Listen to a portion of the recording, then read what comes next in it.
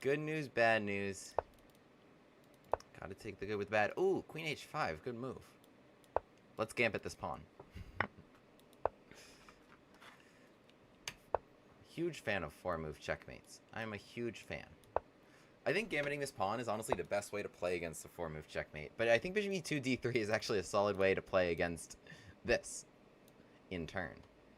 Let's see what we can do to try and open the center as quickly as possible. So my idea is I'm just going to try to play rook e8 and do the rook here. I like just playing knight f6 because it really messes up 4-move checkmate people who just want to play bishop c4 next no matter what. But I think this was a solid way to do it. Okay, queen g3, bishop h6. Don't let your dreams be dreams. Okay, they weren't actually playing defense. Bishop e2, the only purpose was to stop knight h5. Don't let your dreams be dreams. You can always checkmate. What if I take it? Bishop h6? What are we doing there?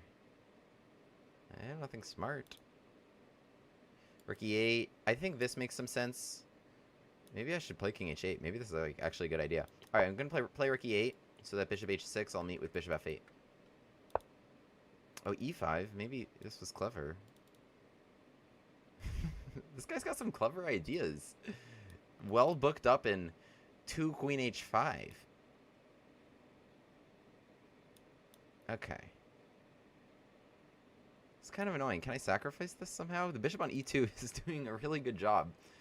Just kind of shielding that king. It doesn't make any sense to give this.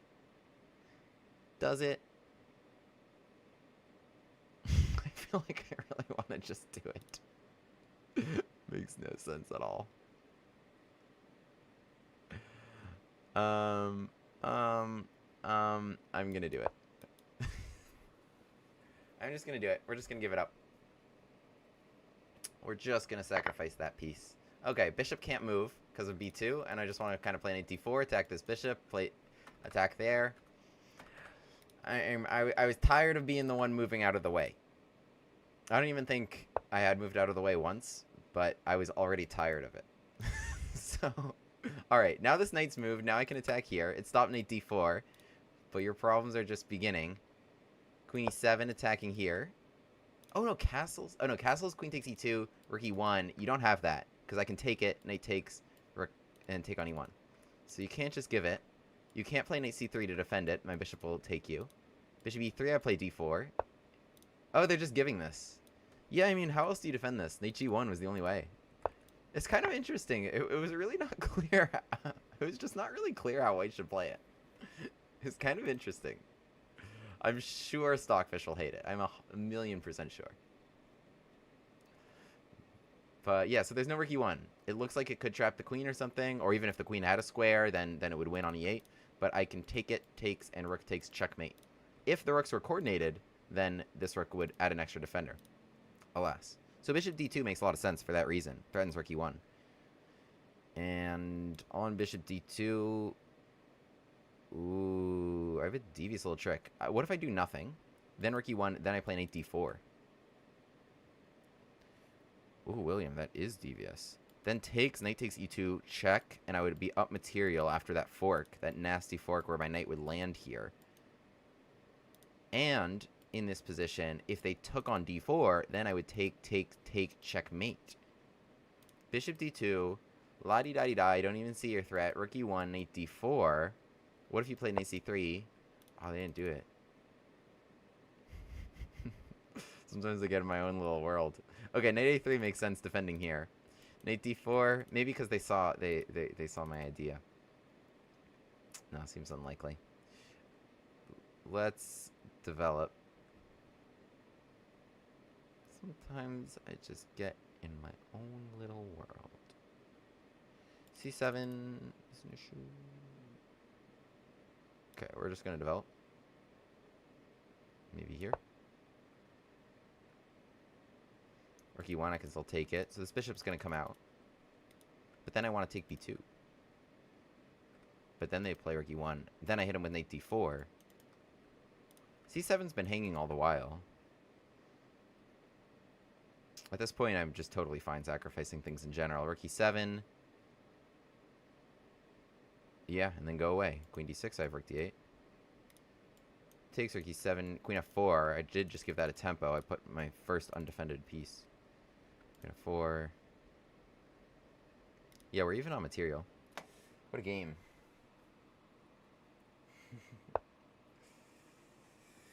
Bishop e3. That seems like a good move. Rook e1 now could spell trouble for me.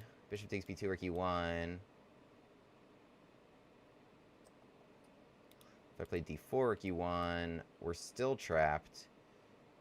So I need to take it and sacrifice now. Yeah, now. Oh, well, actually, could they have played rook e1 anyway? Or I would have rook takes f3. Takes, and then I would have the d2 square with the knight gone. Okay, but takes, my idea was queen takes check, and now bishop takes b2. So at that point, after bishop takes b2, I've already collected a bishop and 2 pawns for my rook, right? Everything I just clicked in orange would be collected for my rook. And furthermore, anything from the fork is a bonus. But king h1 was the best way to do it, not queen f2, not rook f2, because they have rook e1 here. So rook e1 is a really nice way to get out of the fork, and then potentially their rooks and queen are doing pretty well, aimed generally towards my king. Rook b1, not as good of a choice. That just gives me this, yeah? And now I think we just should patch up a little bit. Bishop d6 makes a lot of sense. Defending c7 from potentially brutal invasion that would have attacked a lot of things and caused back rank problems. So nice move, getting, I mean, does so many things. It's with tempo, it solidifies this. Bishop was doing absolutely nothing. And this queen should go here if she wants to avoid a trade now that I have 2 pieces and 1 pawn for the rook, which is a good haul. So queen h4 played here, and now rook e8 makes a lot of sense. Hopefully maybe causing them some back rank distress. Knight g5, just bishop g6 should be very solid. Assuming I don't have, like, some trickier tricks. Some trickier tricks, like what? Like, for example, just playing h6. Rook takes f5, queen e1, checkmate. h6 just creates some luft. You should go right back. Rook takes f5, queen e1, checkmate. Queen e2 could have been played as well. Yeah, things look solid. Bishop g6, like I said, was also fine. Yeah, rook e1 instead of rook b1 could have been a turning point here. I mean, I think I probably should prevent queen takes c7, but it feels like their pieces were in good spots. Knight takes f7. I respect the hustle there. King takes comes with check. I want to checkmate. Queen f4. Queen f4 is actually a really interesting try. I think the best is queen e2. Because now rook takes f5 can't be played. I still have queen e1. Attacking this rook. Nothing obvious to do with it other than just go to like somewhere like g1 or away from hitting this bishop with check. So I can use this moment where rook takes f5 is not check to then collect the knight next turn. Alright, so queen e2, nice little intermezzo there on a tactic that would have otherwise worked check, and then they could have patched here. Yeah, they're just getting checkmated, trade, and rook e1. Could they have tried knight takes h6? Maybe. Pawn takes h6, I think I just play. What happened here? Okay, well, now it's not as effective. This was a good game. I mean, this was a very strong 1500. Very, shout out to my opponent for playing a good game here. Okay, but not shout out to them for just wasting time in the arena. I want to have a look at this. Opening especially, and just kind of a lot of things that happened in this game. This was a very weird one. One of the stronger... I really underestimated my opponent because they were 1500 and because they played queen h5 on the second move. Did he not have rook e1? If I ever get a game against Will, I'm not taking any of his pieces no matter what. Queen h5. Okay, you can see here my score is 3-0, and I've played knight f6 every time. Actually, I'm on W Grafe as black, as you can see right there. It was a couple 1500s and I guess a 2000. So I played. Yeah, I really recommend this because okay, what they want you to do is they want you to play knight c6 to protect your pawn, and then after bishop c4, okay, they're threatening checkmate here, and I mean obviously they want you to blunder this with knight f6 and then checkmate, but okay, against g6 you can play queen f3. There's actually, I should have played this. I should have played this because I have played this one time. This silly William Gambit is with this move f5, and I can't believe I actually forgot about that in the moment. But it's with this move f5, so it's a really nice counter gambit. Shout out to Mr. Matthew Bader, who put this on my radar. Jonathan Schrantz has made a video about this line as well, but it's actually really nice after pawn takes d5. There's lots of fun ideas here with like d5, knight d4, and this could really work out quite well. Pawn takes f5 I think is already a blunder on white's part. So this is actually a nice counter gambit that I would recommend, and I'll actually drop the link to that Lichess study in the description if this video right now goes on YouTube. Another thing I like though is this move knight f6, because after queen takes e5, check bishop e7, I think the idea for black is really straightforward of just castling, playing rook e8 and d5. However, potentially not, because my opponent was clearly well prepared about what to do here. Castles d3, and after d5, probably maybe expecting something like knight c6.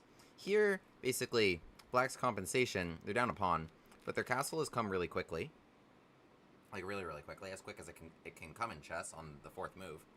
You know, pawn, knight, bishop, king. And then the next thing you want to do is that if your opponent's king is in the middle, is to play rook e8 and take advantage of that open e line, and there's just a lot of targets here playing d5.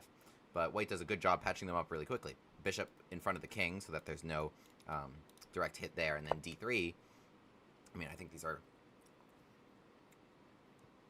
a really good choice by my opponent, so guarding that and also opening up both these lines so that they're well prepared, especially if knight c6 comes, but even if d5 comes, I guess, to just play queen g3 right away. And because they're going for bishop h6. I mean, people who play queen h5 love to give checkmate threats, right?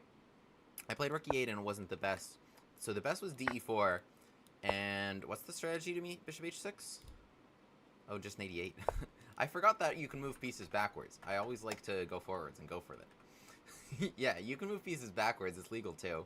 So d takes e4. Oh, bishop h4. You can just chase this queen right off this file, and you're winning this bishop. These squares are all covered. And with the queen no longer pinning here, you can take this bishop for free. So that's being threatened. Yeah, knight e8. Good move. Good move, actually. And it unveils, actually, a very strong threat. Bishop h4 here, and white is completely out of steam, because they also, you know, have their own king in the center and nothing really well developed. Yeah, the bishop on e2 covers knight h5, which is generally, you know, a useful parry against bishop h6, attacking the queen and defending here.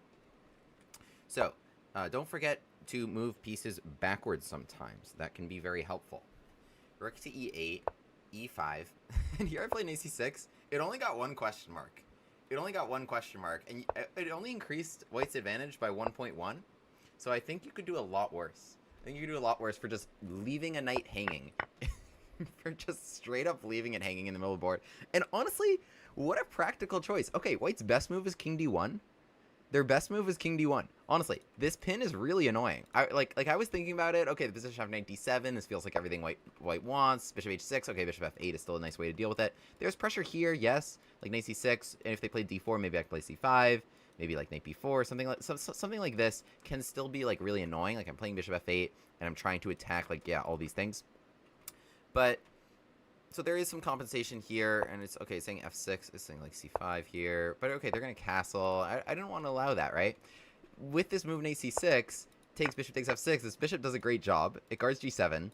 I mean, don't try this at home, but okay, maybe try this at home because yeah, the bishop's just guarding g7, so this is totally frozen for 1, right? Because of the pressure on b2.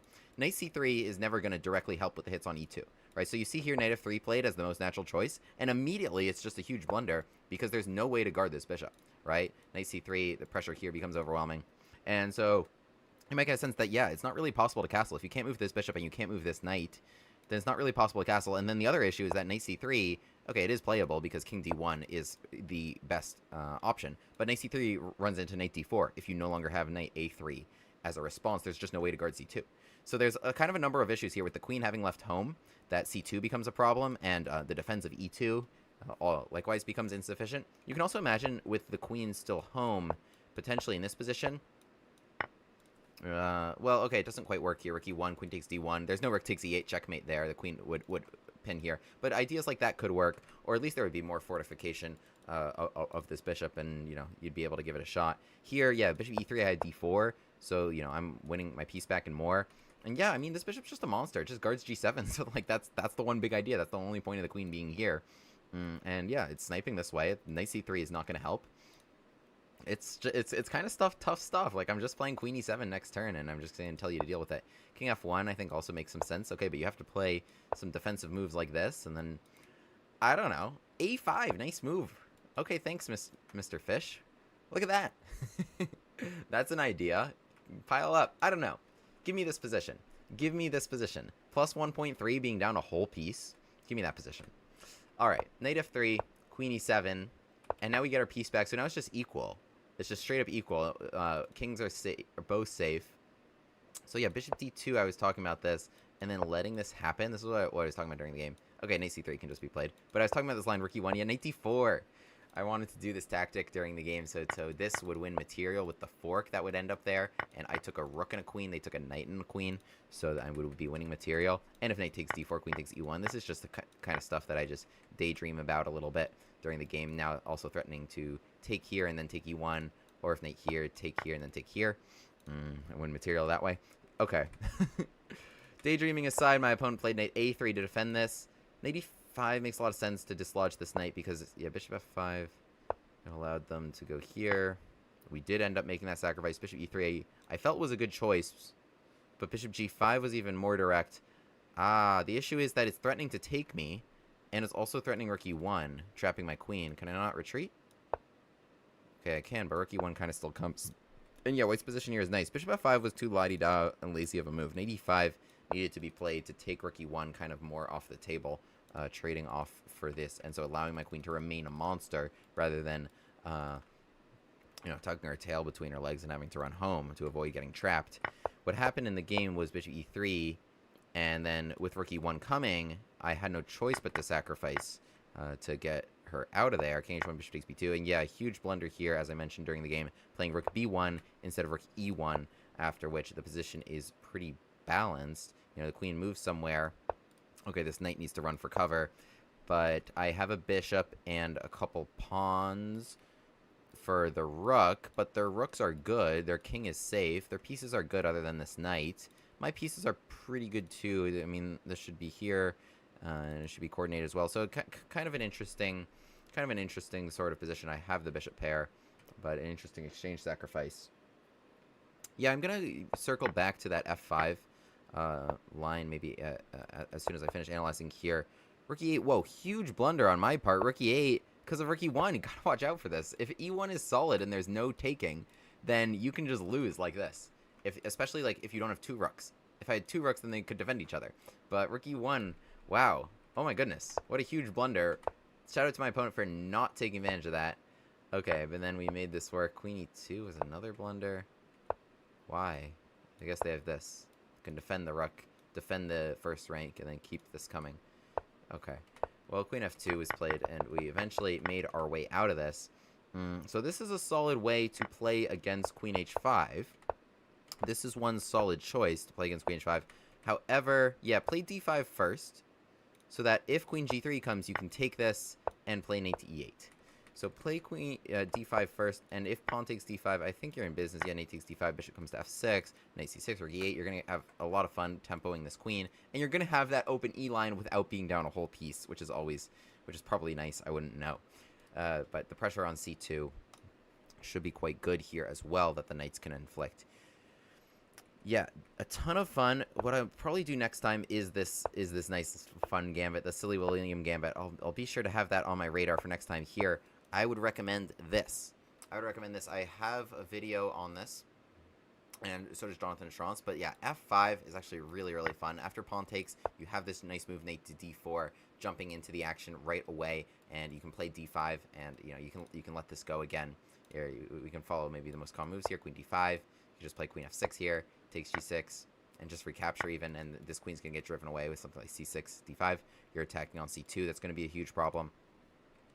Lots and lots of really, really fun stuff. So this is, yeah, this is a fun one. It's not what 4-move checkmate players are expecting, because, you know, probably they're expecting like knight f6, which can also totally be played, and just queen e7, bishop g7, and castles. But if you want to do a gambit, I would recommend either, yeah, playing knight f6, bishop e7, castles, and d5, or this line here with knight c6 and g6 and f5. I get so entrenched into the analysis that I forget to chat. The chess is just too engaging. Me too. I get so entrenched into my own analysis that I forget to check chat. Dude, I found William's YouTube like 2 weeks ago. I'm obsessed. Aw, that's so sweet.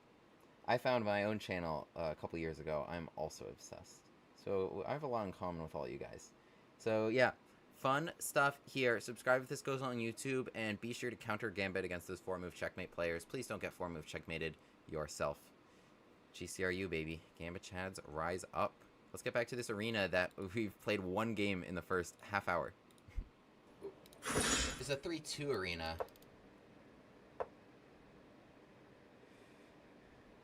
It's a 3-2 arena. Oh! Okay, wait. It's a 4-move checkmate we're facing? Okay. Let's play a silly William Gambit. Shout out to Mr. Matthew Bader for putting this on my radar. Okay, it is not knight d4 immediately. I think queen d5 is very strong. So we first play knight f6. Let's get the Gambit glasses on here. Takes. I must be doing this wrong, but can I play... And a d5 there's just bishop b5, yeah? Okay, let's just play hg6.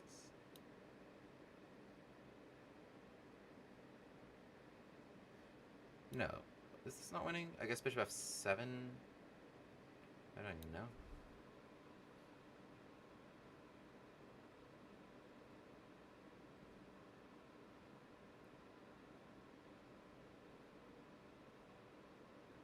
Oh, let's just go here. I guess bishop b5 stopped knight d4, right? Something went wrong. Oh, they went there. Okay, now knight d4 seems very good. Well, they covered c2. Oh my god, look how scared they are. Why are you running home? Okay. Stand up and fight! Oh no. I'm gonna flag. Can I go for this here? Ah, let's just come back.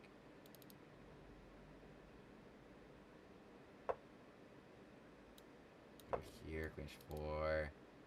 Seems fun.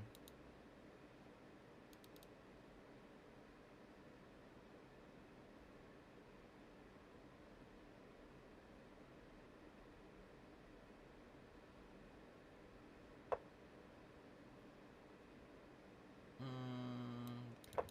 Oh my goodness, I have 8 seconds.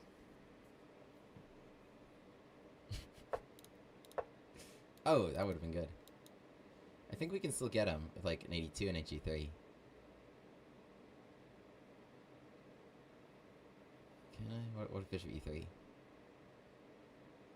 Bishop e3. Ah, yeah. Knight g3, yeah. Checkmate. GG. Okay. Something went wrong.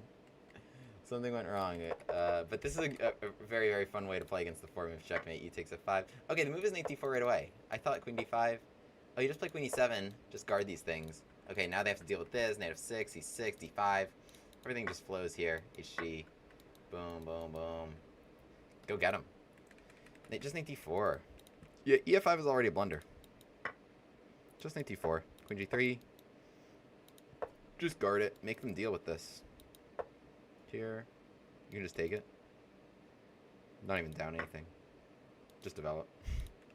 Okay, something went wrong here. It's not so bad. Nothing I did was so bad. Here, d5. They went back.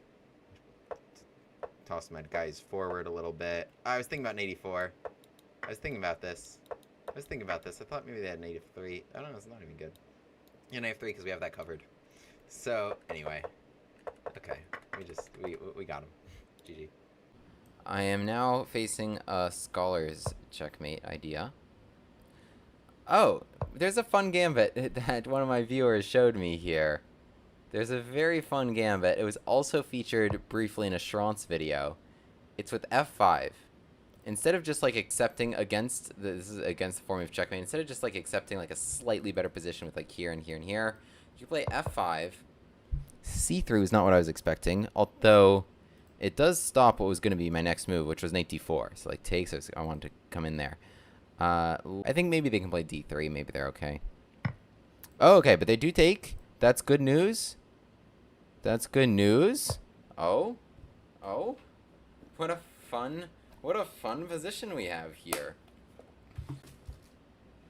Mr. Vader. This is for you. This is for you. The silly William Gambit.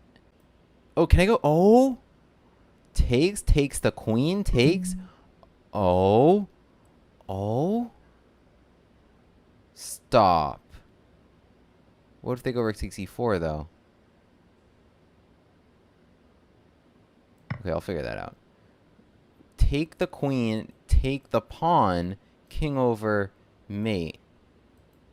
Rook e4. Stop. Stop it. No. No, that's too good. Oh my goodness. Wow. First silly William Gambit leads to awesome queen sacrifice checkmate.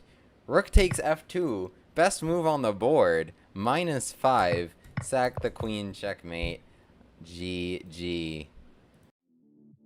William Grave, the Gambit man, takes his seat at the board. e4. e5. Knight f3. Bishop c5. The Bushgas Gambit on the board. On with the Gambit classes.